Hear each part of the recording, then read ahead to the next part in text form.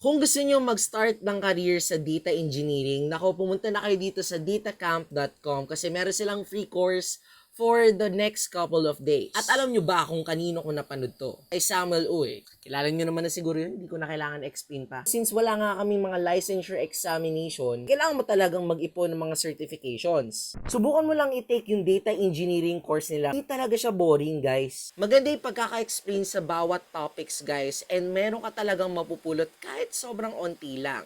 Pero I'm not just here to take the course, but I'm also here to take up the certification. And guess what, guys? Nakapasa ako sa first part, which is yun yung multiple choice, fill in the blanks, and ang mga topics covered doon ay data structure, PostgreSQL, data visualizations, analysis, and other stuff na topics na matatakel nyo dun sa learning course nyo sa data engineering. Susunod kasi dito, guys, is yung practical examination. Dito medyo kinakabahan na ako.